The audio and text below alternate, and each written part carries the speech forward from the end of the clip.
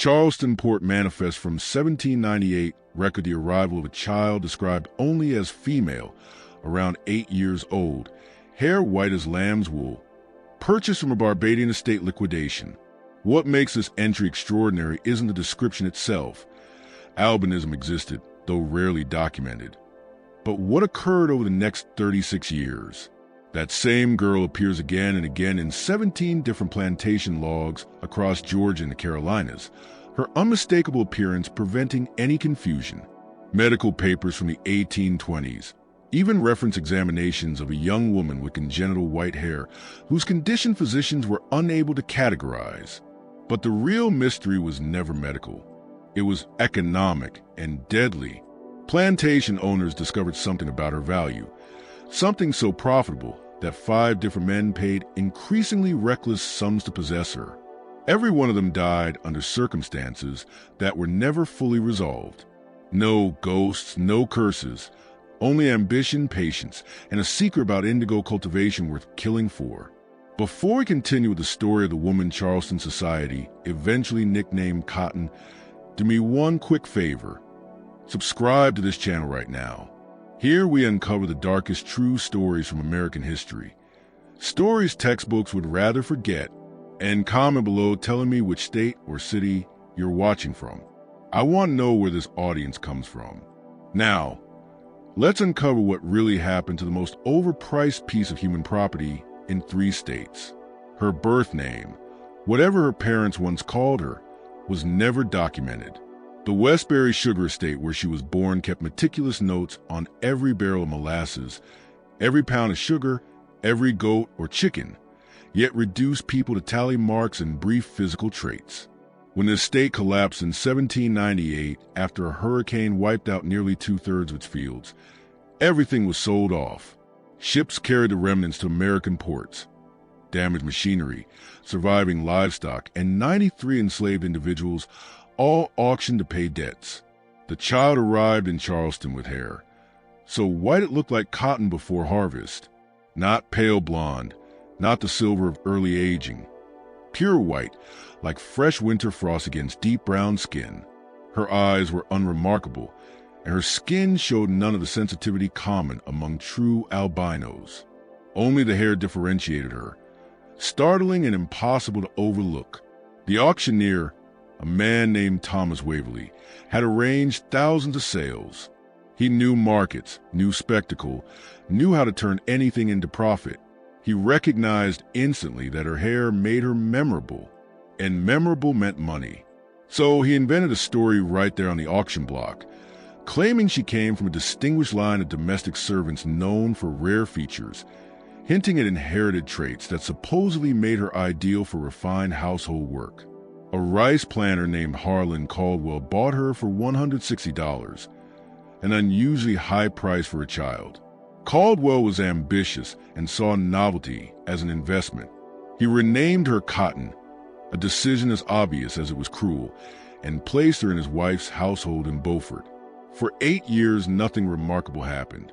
She worked in the kitchen, learned domestic tasks, grew from a small girl into a quiet, capable teenager.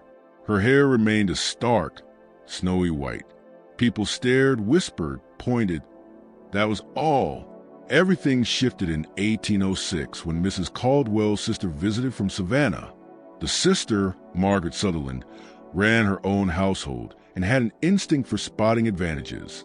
She quickly realized Cotton wasn't just unusual. She was perceptive. She noticed details, absorbed instructions instantly, never repeated a mistake. Margaret offered Harlan $600 for her, nearly quadruple his original cost. He declined at first, but Margaret pressed him, explaining her reasoning aloud over dinner, loud enough for Cotton, who was serving wine, to hear every word. She's wasted in the kitchen. That appearance makes her perfect for front parlor, greeting guests, coordinating events, managing introductions. People will remember your home because they'll remember her. That kind of impression has value. Caldwell reconsidered. $600 was real profit. He sold Cotton to Margaret, who transported her to Savannah later that spring. Margaret's home operated differently. It was smaller, only 14 enslaved workers, but positioned at the center of Savannah's social world. Margaret herself was wealthy, recently widowed, and fiercely determined to maintain her status. She used her staff like stage scenery to support that social performance, arranging every detail to impress visitors. Cotton became the first person guests encountered, stationed at the doorway with her hair meticulously arranged and her clothing always immaculate.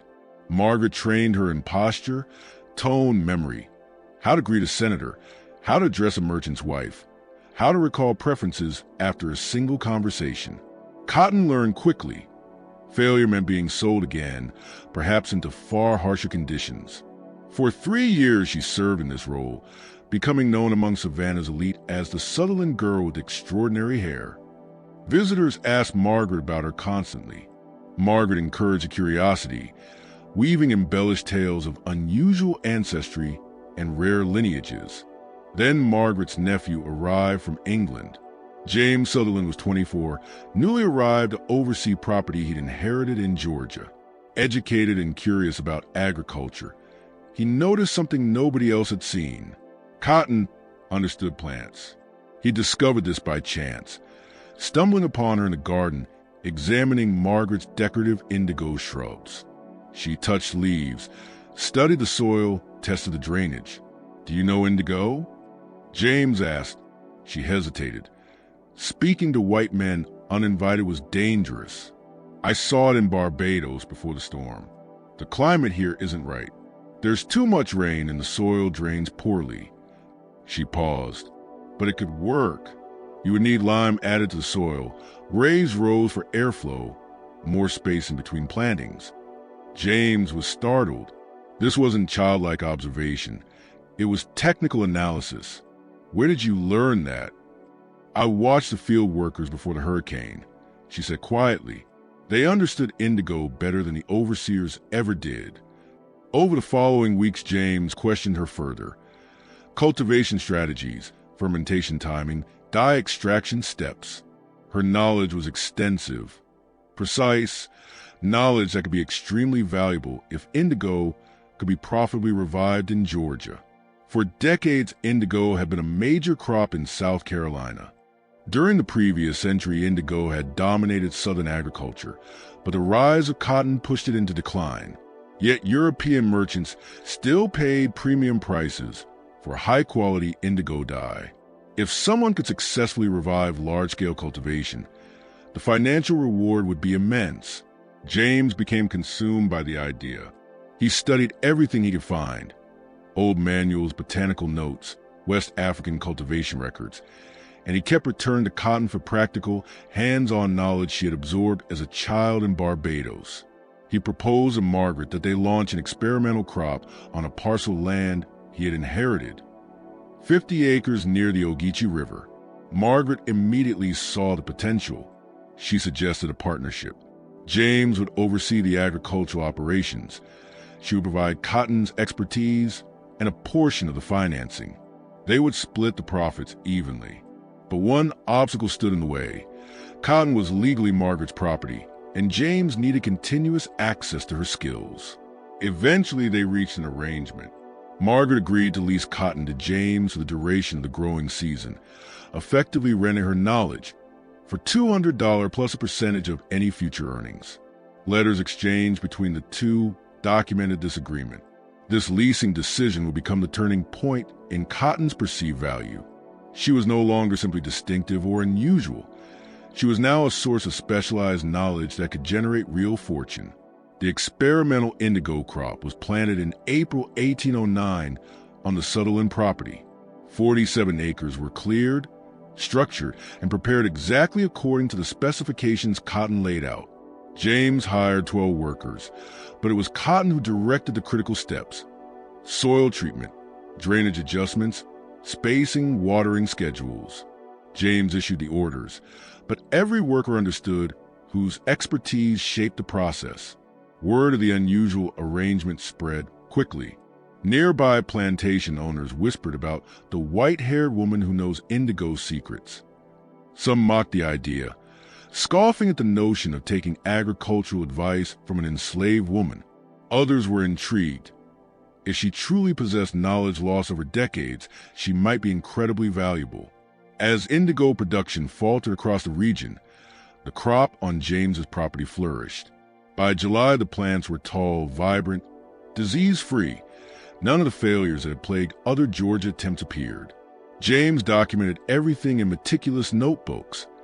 The timing cotton recommended, the soil ratios, the environmental adjustments, even the shape of the trenches she preferred. Then 3 events unfolded rapidly, each one increasing the pressure. The first occurred in early August, when a planter named Vincent Merrow visited the fields. Merrow owned large holdings in coastal South Carolina and had been unsuccessfully attempting to revive indigo for years. After walking the fields and questioning workers, he approached James with an extraordinary offer, $2,000 for cotton, paid immediately.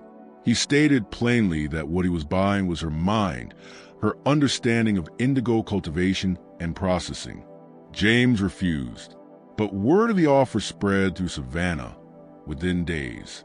$2,000 for a single enslaved woman was unheard of. It marked cotton as something far beyond normal property. The second event came weeks later when a physician named Dr. Nathaniel Crow visited Margaret. Crow had heard about the unusual woman with snow-white hair and agricultural expertise. He wished to examine her for a medical paper he was writing on hereditary traits among people of African descent. He offered Margaret $300 simply for the right to conduct a series of examinations. Margaret considered accepting. It seemed easy profit, but something disturbed her. The timing, so soon after Merrow's offer, felt too coincidental. She declined. The third and most troubling event arrived in late August. A writer, who refused to give his name, delivered an unsigned letter to James's property. The message was brief. The indigo knowledge she carries was stolen from its rightful owners. Return her to Barbadian authorities or face legal consequences. James brought the letter to Margaret. They debated its meaning. Enslaved individuals, by law, could not own intellectual property, making the accusation absurd. But the letter revealed something more alarming. Someone was tracking cotton's past, someone who recognized her growing value and intended to interfere. They tightened security. Cotton remained on property under watch, and James quietly hired 2 additional guards. They avoided speaking publicly of the threats. The harvest approached in September. Indigo processing required precision, cutting at the correct maturity, bundling without bruising, fermenting for just the right duration, extracting dye at the exact moment before the mixture spoiled. Cotton supervised every stage, guiding workers step by step. James recorded everything like a student learning from a master. The final product was astonishing. The dye matched the highest quality Caribbean imports in richness and stability. James mailed samples to buyers in Charleston and Savannah. Replies came almost immediately. Everyone wanted to purchase. The projected profit from the 47 acres exceeded $8,000, more than James had earned from all his lands in the previous 2 years combined. That was when Vincent Merrow returned. This time he did not come alone. On October 3rd, 1809, just as the final dye vats were being finished, Merrow arrived with a lawyer and a local magistrate. He carried documentation he claimed proved that cotton was legally his property, allegedly purchased from Harlan Caldwell in 1806, before Caldwell sold her to Margaret. The papers appeared legitimate. Dates, signatures, witness notations, everything looked orderly. Merrow argued that Caldwell had sold cotton twice, once to him, once to Margaret, and that Margaret's sale was invalid. James and Margaret reviewed the papers in stunned disbelief. The signatures resembled Caldwell's handwriting. The timeline was possible, but something felt off. Caldwell had died 2 years earlier. He could not confirm or deny the transactions. The magistrate, Robert Thorne, examined both sets of documents. Under Georgia law, property disputes demanded clear evidence. Both transactions were recorded, but Merrow's papers included a notarized witness statement from Charleston. Margaret's sale had been documented informally. Thorne ruled in Merrow's favor. Cotton was to be surrendered to him immediately, pending any future appeal Margaret might file. Margaret was livid. She understood precisely what was happening. Merrow had manufactured. The documents, Margaret realized, were almost certainly forged.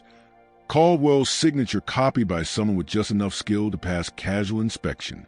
Merrow had engineered the entire scheme for one purpose: to seize Cotton now that her knowledge had proven extraordinarily profitable. But proving forgery would take months. It would require proceedings in multiple jurisdictions. And during that time, Merrow would have Cotton in his custody, free to extract every piece of information she possessed. James pulled Margaret aside, speaking in a low, tight voice. If he takes her, everything is gone. He'll pull every bit of indigo expertise out of her and build his own operation. We'll never see a single dollar of that $8,000. An entire project ends today. Margaret understood the implication immediately. He wasn't talking about legal appeal. He meant preventing Merrow from taking possession. Physically. You're suggesting we hide her, she whispered. Claim she ran. Confuse things long enough that he can't enforce the ruling. But before they could act, Cotton did something neither of them expected. She walked directly up to Vincent Merrow, looked straight into his face, and said with unmistakable clarity, I will not work for you. You may owe me in your papers, but you will not profit from what I know. You'll have property that refuses to be valuable. Merrow's lips curled into a smirk. You'll work or you'll face consequences. I've seen worse than anything you imagine. Cotton answered without a tremor. Knowledge cannot be beaten out of someone. You need cooperation. I won't give it. It was the first time anyone had heard her speak so boldly to a white man. The magistrate shifted awkwardly. Margaret's breath caught. James stared in disbelief. Merrow's smile faded. We'll see, he muttered. Load her into the wagon. Two men he brought stepped forward. What happened next no one anticipated. The sudden surge of chaos didn't come from Cotton. It came from the 12 field workers who had spent months learning from her, who grasped exactly what her knowledge meant not just for James, but for their own fragile futures. They did not attack. Attacking would have meant immediate death for everyone involved. Instead, they created distraction. One dropped a metal tool deliberately, the crash echoing across the yard. Someone else toppled a heavy vat of processed dye, sending indigo spilling like ink across the ground. Another worker began shouting about a fire in the storage shed, though none existed. In the confusion, Cotton moved, silent fast, toward the tree at the edge of the property. James reacted instantly. He shouted for everyone to assist the fire, pulling attention away from Cotton's escape route. By the time Merrow realized what was happening, she had vanished into the woods. Merrow demanded an immediate pursuit. The magistrate, disturbed by how quickly the situation had spiraled, granted permission but limited it strictly until nightfall. He refused to authorize a full-scale manhunt over what he now recognized as a murky property dispute. Merrow's men searched for hours. They found nothing. Cotton had disappeared. What no one realized was that she had not gone far. She was hidden less than a quarter mile from the main house, inside an unused tobacco drying shed long abandoned and concealed behind brush. She remained there 4 days, sustained by food and water quietly delivered by one of the field workers, a woman named Patience, who had been on property long before James arrived. During those 4 days, everything shifted. Merrow filed formal accusations, demanding James and Margaret be charged for assisting an escape. Margaret retaliated immediately, hiring an attorney who challenged the legitimacy of Merrow's documents. The magistrate, now recognizing his rushed judgment, ordered both parties to appear in Savannah court in 2 weeks with all original evidence. James wrote urgent letters to associates in Charleston, attempting to verify whether any sale from Caldwell to Merrow had ever occurred. The replies came quickly. Merrow was drowning in debt from failed farming ventures. Reviving indigo wasn't a curiosity for him. It was a last resort, and Cotton was the key to resurrecting his finances. Meanwhile, Cotton lay hidden, thinking. She knew the truth of her situation. Whoever won in court would own her. Running was not a solution. She would be caught eventually. Hiding forever was impossible. But she possessed something no legal document could override. Knowledge. Knowledge worth thousands. Knowledge that only brought profit if she agreed to share it. Merrill needed her cooperation. James needed her for ongoing production and training. Margaret needed her expertise to justify the cost of legal defense. Cotton understood that she was no longer powerless. She had leverage. On the fifth morning, she stepped out of hiding and walked directly to James's house. She requested that he and Margaret meet her together. "I have a proposal," she said. They listened, startled by her calm authority. "Everyone wants what I know. Merrill wants it. You want it. Others will want it when they hear about the money. But knowledge cannot be forced from someone who refuses. So here's my offer. I will teach 3 people everything, every detail of indigo cultivation and processing, full knowledge. But I choose who learns. And I need guarantees." James frowned. "You are enslaved. You cannot make demands." "I can make offers," she answered. "You need my cooperation. That gives me something to negotiate. Not freedom. I know that cannot happen right now. But protections." "Protections?" Margaret asked. "Written limitations on whoever owns me. Restrictions on where I can be sold. What work I can be forced into. What access people can demand. Limitations written as conditions of ownership." Margaret raised an eyebrow. "Property rights don't protect property. They protect owners." "Then write the protections as restrictions on value," Cotton replied. "This property shall not be sold outside Georgia. This property shall not be required for field labor. This property shall not be available for medical examination." A list of conditions. "You can impose restrictions that make me less valuable but safer." It was cunning, reducing her market desirability while increasing her personal security. She was reshaping the very economics around her existence.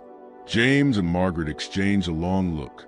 "And if we accept this," James asked, "you'll teach others your indigo knowledge?" "Everything I know," she said. "A complete transfer, which means after the training is finished, you no longer need to keep me for agricultural purposes. You could even sell me to someone who wants a distinctive house servant, someone who has no interest in indigo." Her logic was sharp. She was offering to diminish her long-term monetary value to predatory men like Merrill while making herself invaluable to James and Margaret during the knowledge transfer period. She was crafting a survival strategy inside a system designed to strip her of every choice. Margaret exhaled slowly, almost admiringly. "You've thought this through. Can we make this arrangement?" Cotton asked. James hesitated. The legal battle with Merrill would drain money regardless of the outcome.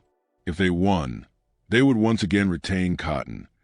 But she might refuse to cooperate, making her ownership far less valuable. And if they lost, Merrill would face the same dilemma. But if the written restrictions were formalized before the court ruling, then whoever won custody, Margaret or Merrill, would be bound by the conditions protecting Cotton. "I'll draft the document," James said finally. "Limitations on ownership exactly as you described. For now, Margaret remains your legal owner. If Merrill wins, he inherits the restrictions as well." Cotton nodded.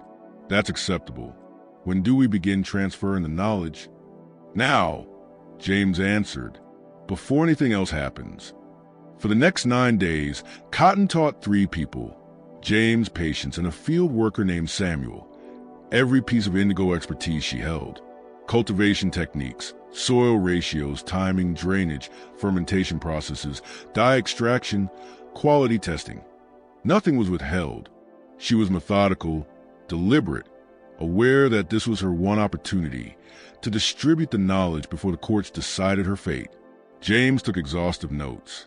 By the 7th day, he possessed enough documentation to replicate the entire operation without her. By the 9th, Patience and Samuel could explain the full process independently from start to finish. The court hearing convened in Savannah on October 19, 1809. Both sides presented their evidence. Margaret's attorney dismantled Merrow's claims piece by piece.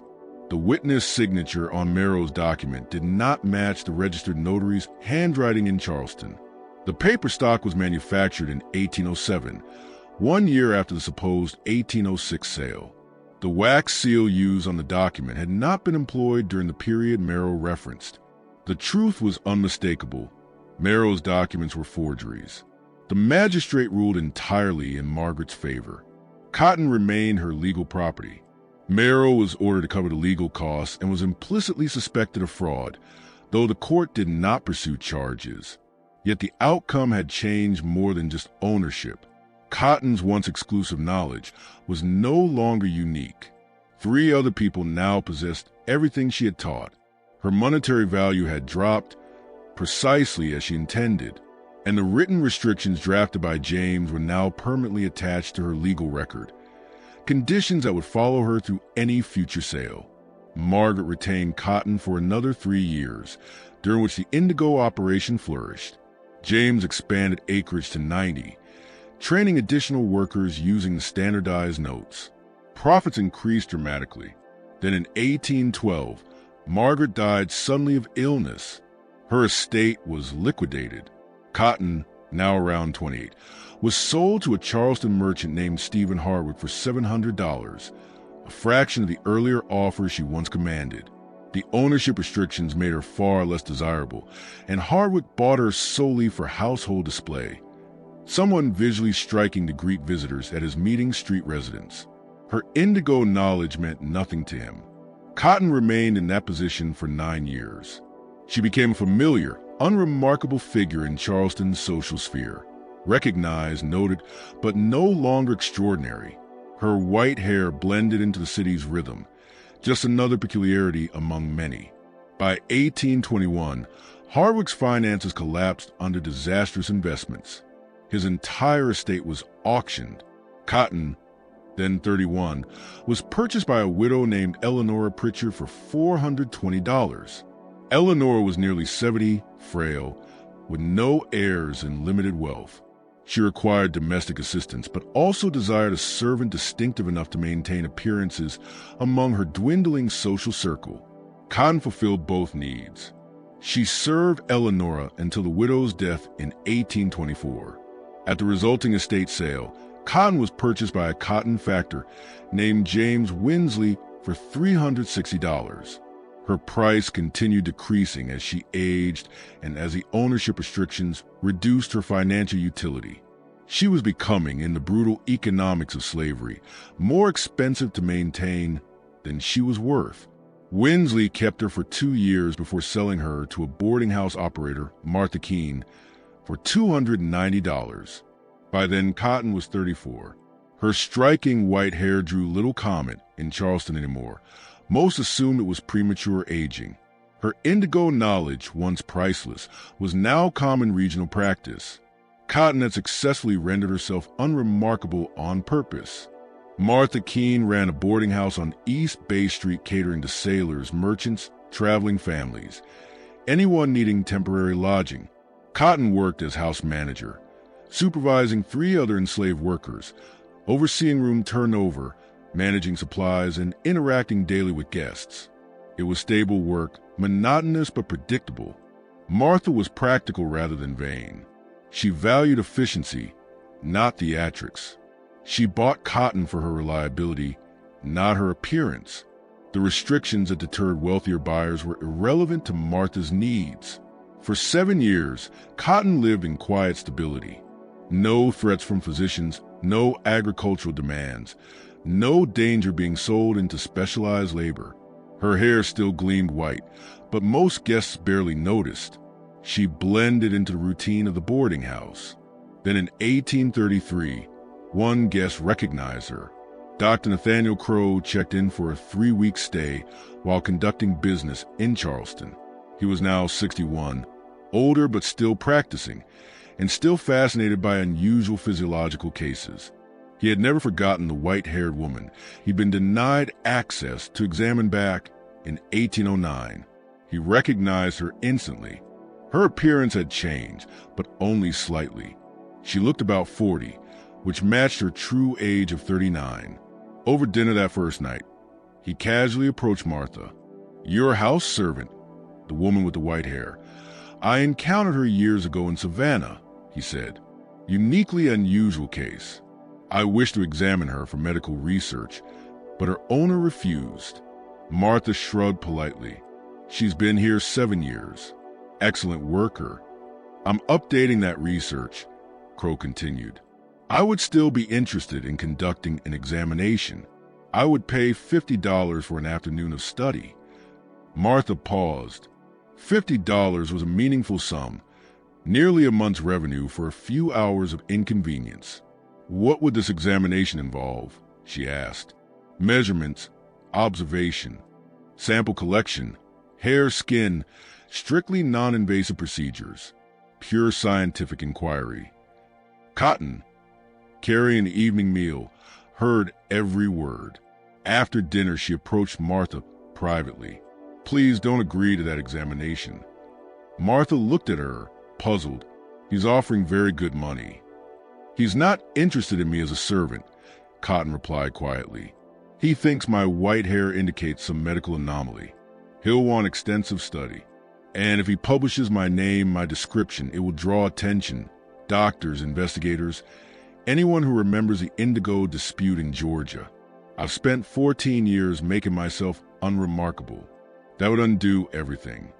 Martha considered this. $50 was tempting, but unwanted attention could be far more costly. "I'll decline," she said after a moment. She did so politely the next morning, and Dr. Crow accepted the refusal without visible irritation. But he did not leave Charleston as scheduled. He extended his stay, and Cotton soon noticed him watching her whenever she crossed common areas of the boarding house, occasionally jotting notes in a small leather journal.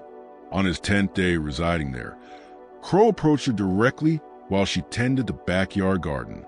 "I remember you more clearly than I indicated to Mrs. Keene," he said. "Savannah, 1809. Margaret Sutherland's household. You were involved in an indigo enterprise that produced remarkable profit. There was a dispute, some confrontation. I followed the matter with interest." Cotton continued working silently. "What interests me now is not the agricultural knowledge that has been disseminated. Others learned it," he continued. "What interests me are the cognitive implications. How does a person born enslaved on a Barbadian estate acquire advanced technical knowledge, typically limited to planners and overseers? The answer bears directly on ongoing debates about intellectual capacity." Cotton set down her tools. "You're asking how I learned indigo cultivation?" "Yes. I watched people who knew what they were doing," she answered. "And I remembered." "But the degree of retention you demonstrated is extraordinary," Crow insisted. "It contradicts what many physicians consider possible. That is why I want to examine you, not for the white hair, which is incidental, but for the documented intelligence." It was the clearest anyone had ever been about the true danger. If Crow published a medical paper describing unusually high cognitive ability in an enslaved woman with a distinctive appearance, she would be exposed. Attention would spread like wildfire. Every meticulous effort she had made over 2 decades to disappear would collapse. "If you publish anything about me," Cotton said evenly, "I'll deny every part of it. I'll claim I never worked indigo, that records were forged, that the story was invented. Your paper will be worthless." Crow smiled faintly. "Your ability to anticipate strategies for undermining a scientific study is itself proof of the intelligence I wish to document." In that instant, Cotton understood the impossible paradox. The smarter she was, the more determined he became to study her. That night, she made a decision. She approached Martha privately. "Sell me," Cotton said. "Soon, before Dr. Crow leaves Charleston." Martha's eyes widened. "Why would you want to be sold? You've been here 7 years. You're settled." "Because he will not stop," Cotton replied. "If I am sold before he can complete any examination, he loses his subject. And if you sell me to someone outside Charleston, preferably in another state, he won't be able to track me easily. Where would you suggest? Martha asked. North Carolina or Virginia, Cotton said. Somewhere far enough that he can't casually pursue. To someone who needs a house manager, not someone who wants to display me or exploit indigo knowledge. An ordinary household. Martha crossed her arms. I'd be losing a valuable worker. You'd gain whatever price I bring, Cotton said calmly, and you'd avoid trouble. If he publishes and other physicians become interested, your boarding house will become associated with medical curiosity. That could attract the wrong kind of attention. Martha understood. It was practical, business-minded reasoning, and it appealed to her. Within a week, working quietly through merchant connections, she arranged a sale to a tobacco broker named Richard Grayson in Richmond, Virginia. The price was $330, slightly higher than what she had paid 8 years earlier. Grayson needed experienced household staff, and the ownership restrictions that discouraged other buyers didn't matter to him. Cotton was transported to Richmond in November 1833. By the time Dr. Crow realized what had happened, she was gone. Martha declined to provide any details about her destination. Crow published his paper regardless. Observations on cognitive capacity in an unusual case describe a woman of African descent with white hair and documented agricultural expertise observed in Georgia and South Carolina between 1809 and 1833. The paper received minimal attention, largely because Crow could not produce the subject for verification. It was filed into medical archives, occasionally cited but ultimately regarded as an intriguing yet unverifiable anecdote. Cotton arrived in Richmond and began work in Richard Grayson's household. She was 43. Her hair was pure white now, and she looked perhaps 50. She was aging normally, becoming ordinary, the very outcome she had fought to achieve for 25 years. But just when her life finally settled into the quiet anonymity she desired, something happened that threatened to expose the one secret she had protected more fiercely than the indigo knowledge. The truth about what happened to Vincent Merrow after he lost the 1809 court case. Because 3 years after Cotton reached Richmond, a letter arrived from Georgia, delivered by a traveling merchant who had been paid specifically to find her. The letter was from Patience, the field worker who had helped hide Cotton during the confrontation in 1809.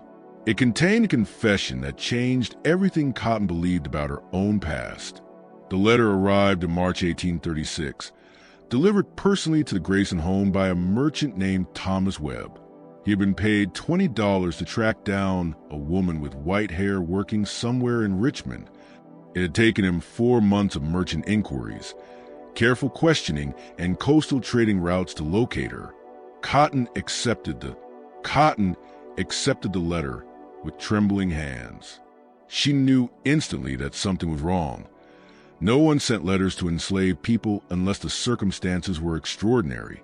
She waited until evening, until her duties were finished and she was alone in the tiny room off the kitchen, before she broke the wax seal. Patience's handwriting was uneven. She had only recently learned to write, taught secretly by a free black teacher who held night classes. But the message was clear enough.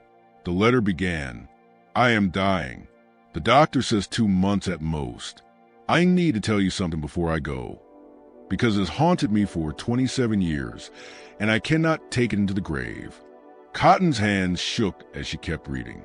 Vincent Merrow didn't die in that accident the way everyone believes. We killed him. Not you. You never knew. It was me, Samuel, and 4 others.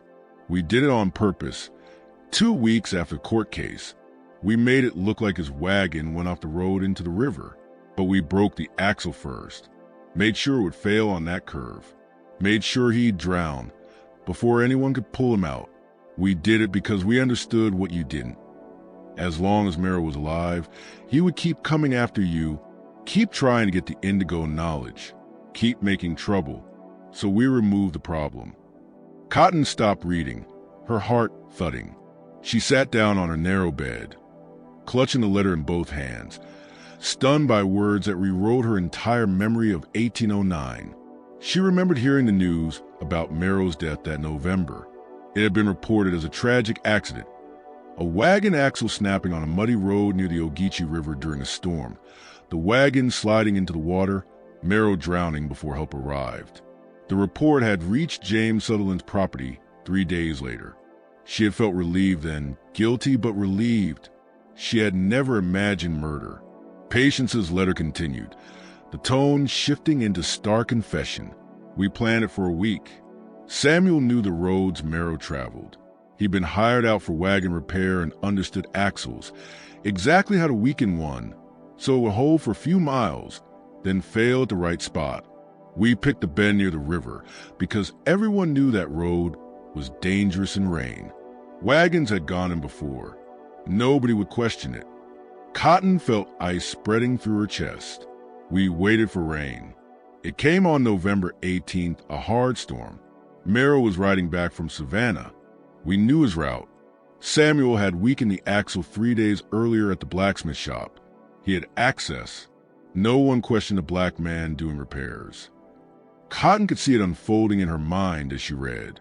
The axle held until the curve. We were watching from the trees. We heard it break, heard the wagon tip, heard Merrill yelling as it went into the water. The river was swollen from rain. The current was strong. The wagon flipped and trapped him underneath. We could have helped. We could have pulled him out. We watched instead. It took 4 minutes for him to drown. 4 minutes of struggling and shouting, then silence. We waited 10 minutes more to be sure. Then we left. Cotton pressed a letter to her chest, breath in. A farmer found the wreckage the next morning. Everyone assumed it was an accident. White men die in wagon accidents all the time, and Merrill wasn't important enough for anyone to investigate details. Cotton's mind raced. Patience, who had brought her food while she hid. Samuel, who had learned the indigo process with such attention. For unnamed others, shielding their identities even now. She felt the weight of their loyalty and the cost of it. The letter continued. You need to understand why we did this. What you taught us wasn't just about indigo. It was about dignity. You showed us our knowledge had value, that we understood things planters didn't, that our minds were worth something. When Merrill tried to steal that, when he tried to steal you, he was saying our minds meant nothing. We couldn't let that stand. Cotton closed her eyes, reading the next lines with a tightening throat. We knew you'd never agree to kill him. You always tried to make yourself small, unimportant, unthreatening. But some threats don't go away by hiding. Sometimes they must be removed. So we made that choice for you, and we kept it secret for 27 years. Cotton's breath caught when she read Samuel's fate. Samuel died last year. Heart failure. He was 63. Before he died, he made me promise to tell you the truth. He said, she deserves to know her safety had a price. We murdered a white man to protect her. All 6 of us could have been hanged. But what she gave us, knowledge, dignity, proof we had minds worth respecting, was worth it. Cotton's eyes blurred as she read the final paragraph. I don't regret it. None of us did. But you must know, if I die without telling you, I die carrying something that is partly yours. I am 59. I have lived nearly 30 years longer than I expected. And every one of those years, I have known I am a murderer. It does not trouble my sleep, but I wanted you to know. It ended with Patience's shaky but determined signature. Cotton sat for more than an hour, without moving. The candle burned low. Outside, she heard the distant clatter of hooves on cobblestones, voices drifting from the street, a dog barking somewhere down the alley. She stared at the letter, thinking of Vincent Merrill drowning in the river. She tried to remember his face, the thin, sharp features, the worn edges of his expensive clothes, the desperation in his eyes the day he tried to claim her. He had been dangerous, manipulative, willing to warp the law for profit. But did danger justify murder? She thought of Patience, of Samuel, of the 4 unnamed accomplices, of them standing silently in the trees, watching a man struggle and sink beneath the water. What had they felt? Rage? Necessity? Relief? Or something darker? The question tightened around her chest like a cord. Guilt? Satisfaction? Fear that someone might uncover what they had done? Cotton wondered which emotions had filled them. Patience Samuel, the unnamed four, on that night in 1809. She thought about the danger they had faced.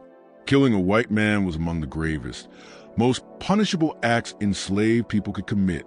If discovered, all 6 would have been executed, likely tortured beforehand as a warning to others. Their deaths would have been public, brutal, carefully staged to restore the social order. And they had accepted that risk willingly for her safety, for the knowledge she carried, for something deeper and harder to find. The dignity of knowing that their minds held value. Cotton felt tears on her cheeks before she realized she was crying.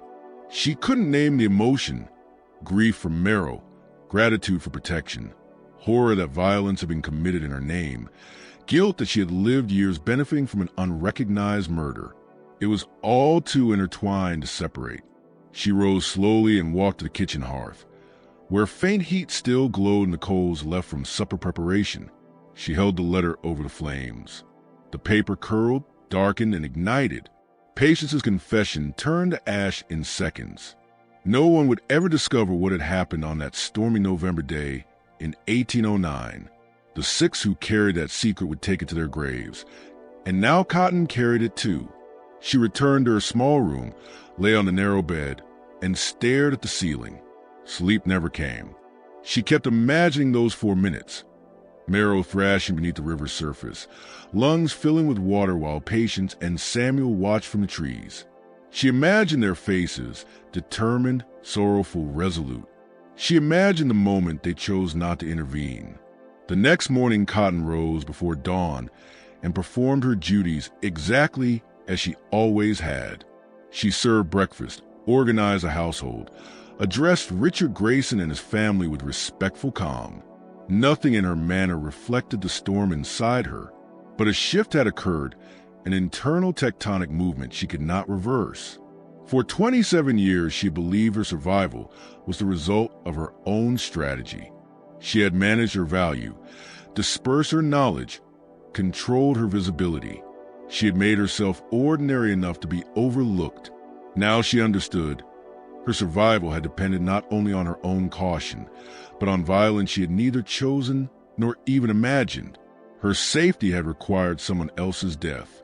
And 6 enslaved people had risked their lives, not for profit, not for rebellion, but for her. Over the next weeks, she carried that knowledge in silence. She had no one to confide in. Speaking the truth would endanger anyone who heard it. She thought about writing a reply to Patience, but she had no address, and Patience had written she was dying. Any letter Cotton sent would arrive too late, if it arrived at all. And what would she even say? Thank you for committing murder on my behalf. I'm sorry you bore the weight alone. I wish you hadn't told me. In May 1836, 2 months after receiving the letter, Cotton overheard a traveling merchant mention that an older enslaved woman named Patience had died on James Sutherland's old property in Georgia. He spoke of it casually, unaware of Cotton's connection. The news hit her physically, like something being torn away. Patience had been 61. She had survived decades of bondage. She had carried the memory of murder for nearly her entire adult life. She had died enslaved on the same land where the conspiracy had begun. Cotton would never be able to ask the questions swirling in her mind. She would never thank her, never confront her, never forgive her, never tell her that she understood, not fully, but enough. That Sunday, Cotton asked Richard Grayson for permission to attend a church service. She seldom went. Religion had often been used to justify her bondage, but Grayson approved, seeing the request as a sign of piety. Cotton sat in the segregated back pew of a Richmond chapel while the preacher spoke of forgiveness, redemption, sin, and justice.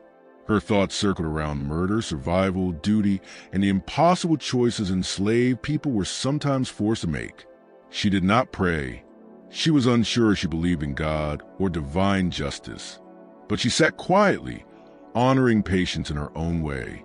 Leaving the church, walking through the streets of Richmond, she made a decision. She would carry this secret forever. She would never reveal what patients had confessed. She would protect the 6 conspirators' memories the way they had protected her, through silence, discretion, and the understanding that some truths were too dangerous to ever name aloud. But she would never forget.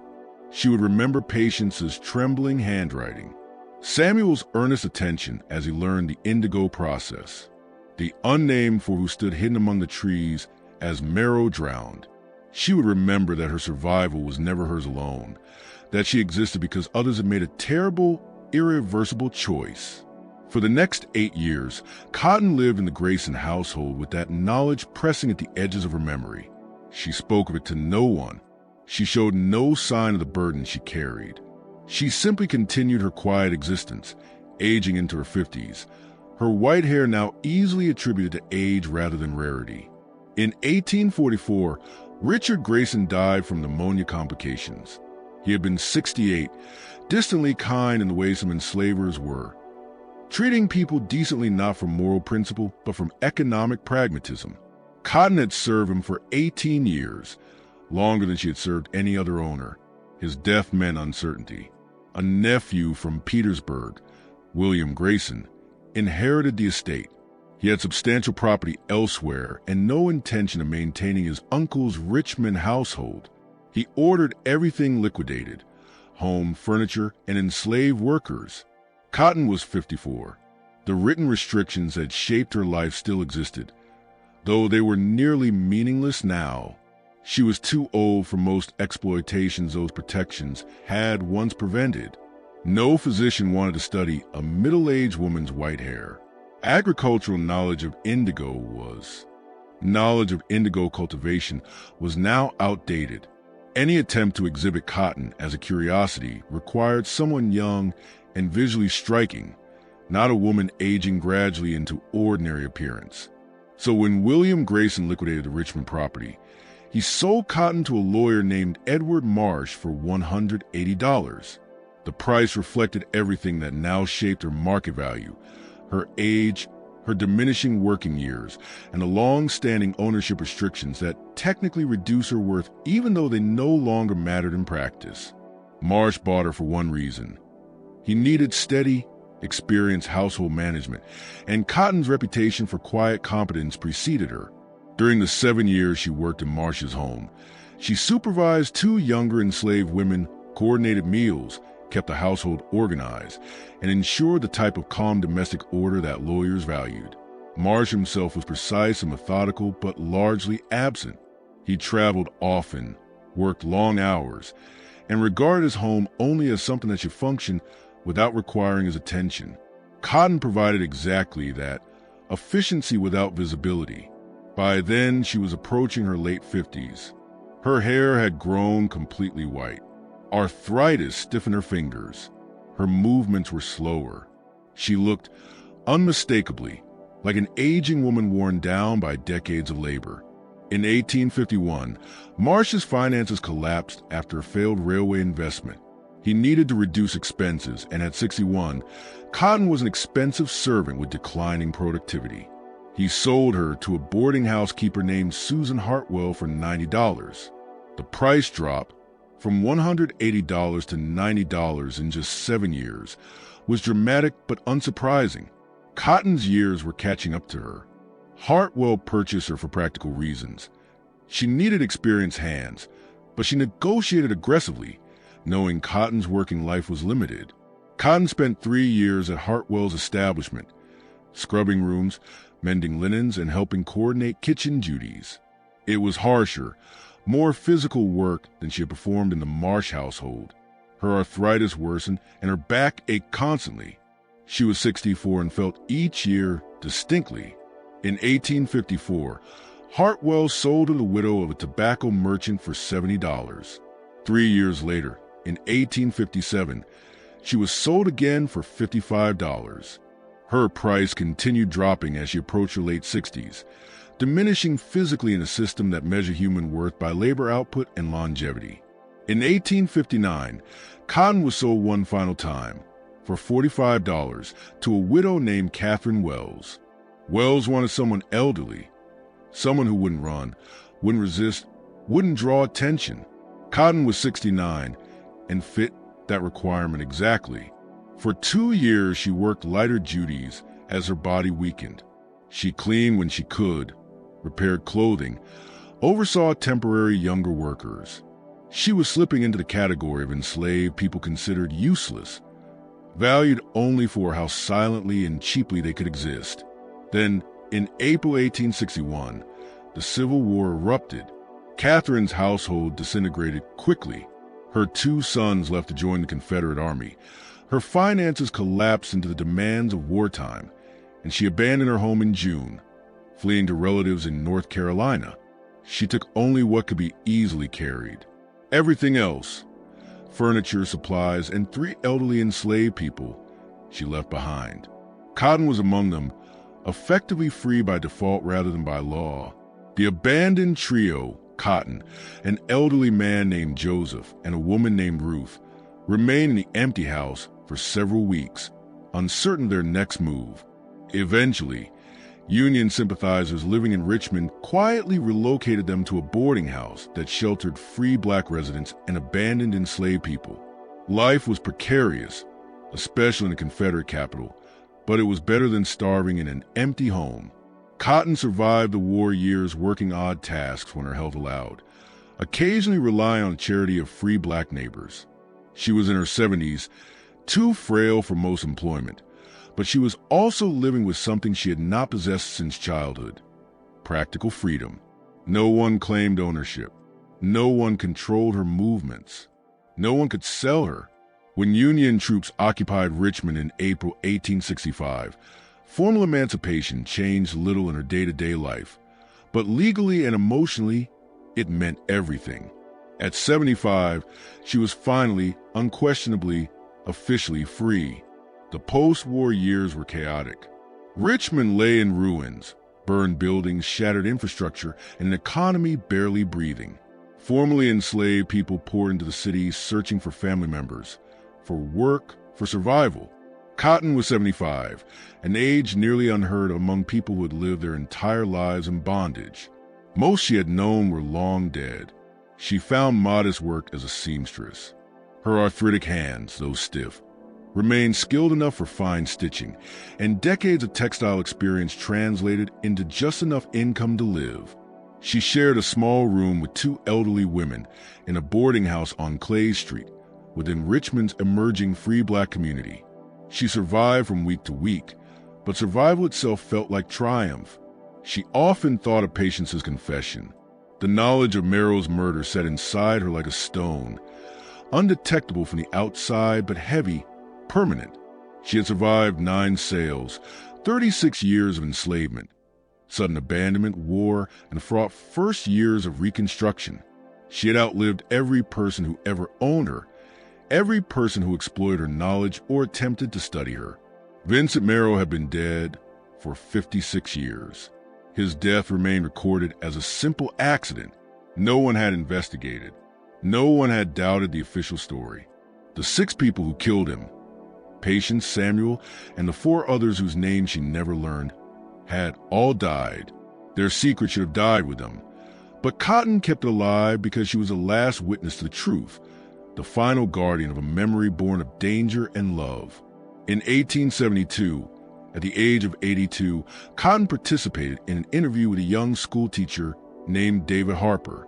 Harper was 26, earnest, idealistic, and determined to document the experiences of formerly enslaved people. Born free in Pennsylvania, he had come south after the war to teach, believing deeply in the preservation of personal histories before they vanished from living memory. David Harper was attempting to gather testimonies before the last generation who had lived through slavery passed away. He found Cotton through recommendations within Richmond's free black community, older residents who knew of a quiet woman with white hair who had survived longer than most. He arrived at her boarding house on a warm afternoon in May, carrying a notebook and pencil, explaining his project with an enthusiasm that made Cotton feel exhausted before the questions even began. "I want to record your experiences," he told her. "Everything you remember about slavery, the people who owned you, how you endured. These stories should be preserved. Cotton studied him carefully. He was young, well-meaning, and had no idea what he was truly asking. "I've been alive 82 years, she said. "I was enslaved for 75 of them. That's a lot to remember." Harper smiled, eager. "We can take as long as you need. Multiple sessions. Whatever you're willing to share." Cotton agreed, partly because the attention flattered her, partly because she understood the historical importance, and partly because, at her age, she had little else to occupy her days. Over 3 afternoons in May 1872, Harper interviewed Cotton for nearly 9 hours.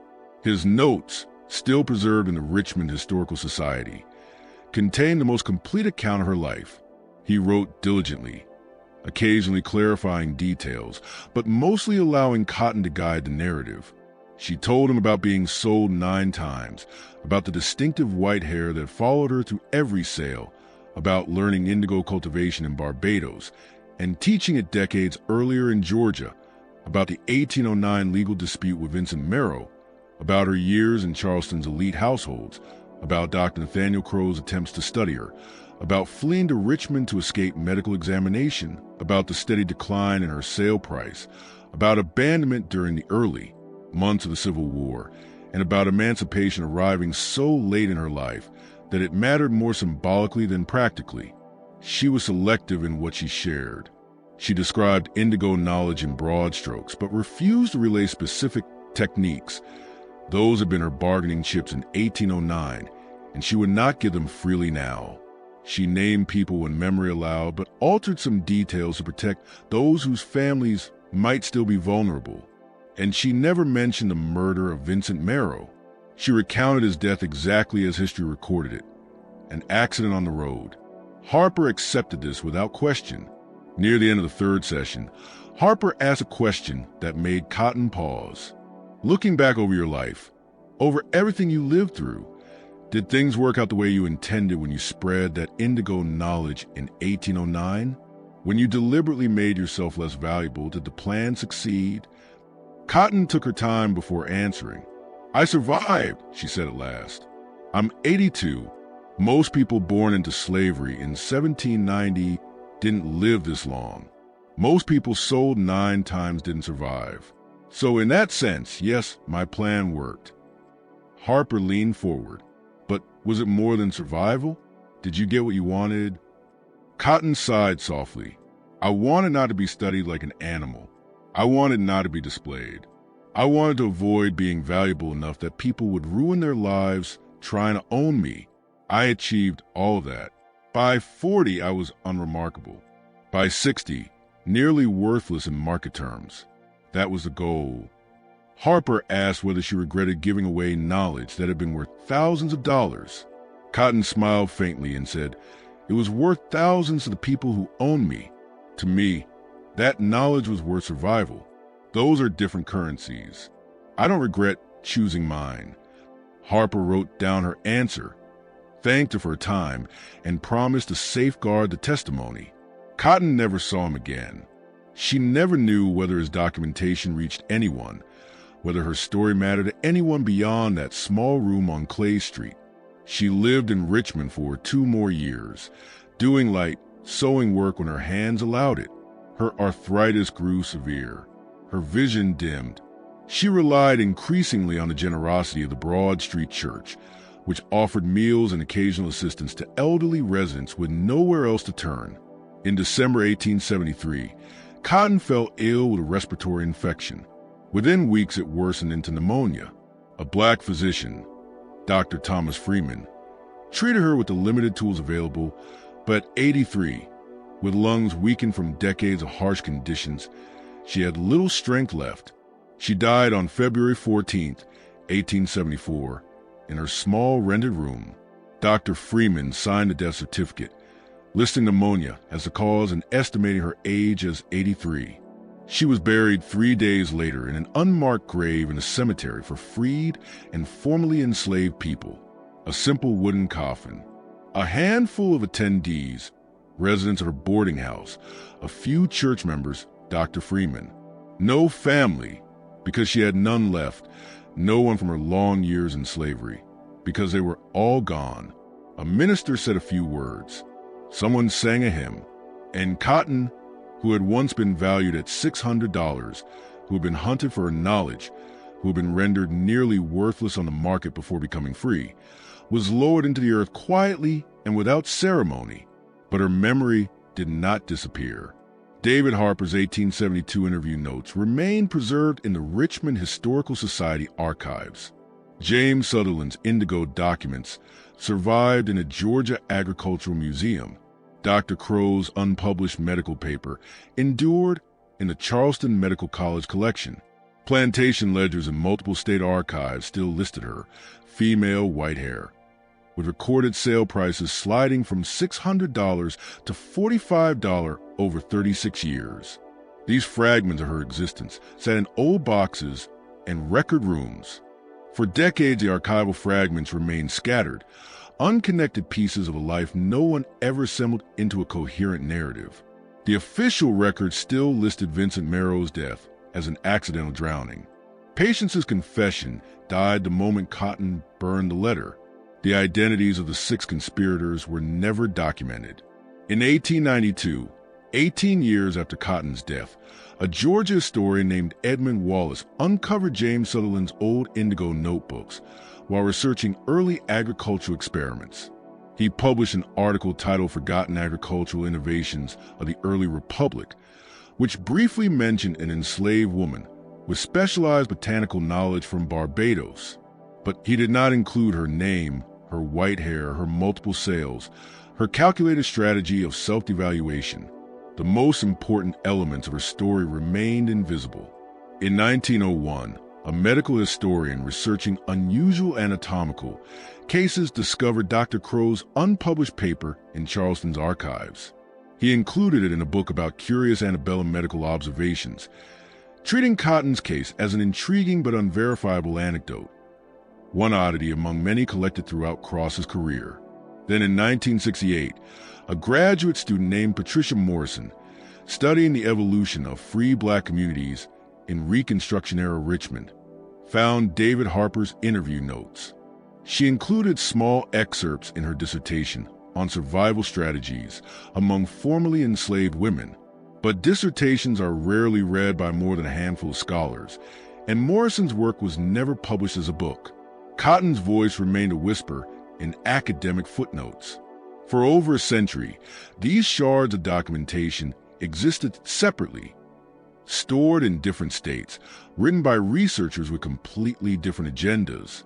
No one connected them into the story of a woman sold 9 times, who possessed rare knowledge she intentionally gave away to reduce her own market value, who survived by becoming unremarkable, who was protected by people who quietly committed murder on her behalf, who carried that secret alone to her grave. Her burial site, once part of Black Cemetery, disappeared entirely when Richmond expanded in 1923. The city paved over the graves. Some bodies were meant to be relocated, but incomplete records and careless procedures meant many were not. Cotton's unmarked grave vanished beneath a grocery store, later a parking lot, and eventually an apartment building. Her bones lie somewhere under modern Richmond, location unknown. What remains of her life is documentation, without narrative. Sale records, marginal notes in agricultural journals, a physician's incomplete study, a set of interview pages stored in a cardboard box. Archival fragments that prove she lived but do not, on their own, reveal who she was. Her existence is undeniable, but the meaning of her choices must be reconstructed from silence. And so the question remains, was Cotton's strategy truly successful? She survived 9 sales, multiple threats of exploitation, decades of enslavement, and died free at 83. She achieved the unremarkability she deliberately cultivated, making herself invisible enough to survive. But her survival depended on violence she did not choose, on the fierce loyalty of people willing to kill for her safety, on secrets that weighed heavily on her memory. She distributed knowledge worth thousands of dollars, receiving nothing in return except marginal safety. She remembered every owner, every transaction, every attempt to control her mind or extract value from her. Yet most of what she remembered She never spoke aloud. She carried the truth of murder for 27 years and never told another living soul. She survived through calculation, through careful manipulation of her own value, inside a system designed to consume human value entirely. Was that success? Or was it simply the least terrible option available to someone trapped inside an impossible structure? The historical record cannot answer this. We have dates, bills of sale, court rulings, testimonies, but no access to her interior world. Cotton left no memoirs. Harper's interview notes contain only fragments. We know what happened to her, but not how she felt about those events. We know she existed, that she endured, that she shaped her fate in the small ways available to her. But beyond that, meaning becomes speculation. Her story challenges the simplistic narratives we often prefer about resistance and survival. She did not lead revolts or escape dramatically to the north. She did not secure her freedom through daring action or legal petition. Freedom came only when her owner fled the city and left her behind. What Cotton did was something quieter, more subtle. She survived through the smallest margins of agency, through strategic self-diminishment, through understanding a horrifying system well enough to manipulate its logic just slightly, just enough to remain alive another year, then another. Is that resistance, agency, or simply survival? The bare minimum of existence wrested from a world designed to deny her humanity? The answer depends on what we want the story to be, the lens through which we interpret autonomy, violence, protection, and the mathematics of survival under slavery. What is undeniable is that Cotton was intelligent, strategic, and perceptive in ways that shattered every justification offered by defenders of slavery. She possessed specialized agricultural knowledge valued by planters.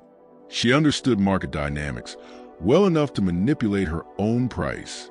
She made decisions about knowledge distribution that demonstrated a deep grasp of economic power. Her survival depended on cognitive abilities that slavery's ideology insisted she did not possess. Her life was evidence of that lie. But the evidence was scattered, fractured across archives, never assembled into an argument that could challenge the institution while it still existed. Perhaps that is the final tragedy. Not simply that Cotton died in obscurity, or that her grave was lost, or that her story remained fragmented, but that her brilliance, her strategy, her harsh-earned survival existed as a quiet indictment of slavery, and no one ever recognized it as such. She succeeded in living long enough to experience freedom. She outlived every person who claimed ownership over her. But the deeper questions about justice, about restitution, about whether survival can ever truly count as victory when it requires such terrible compromises, remain unresolved. So what do you think about Cotton's story?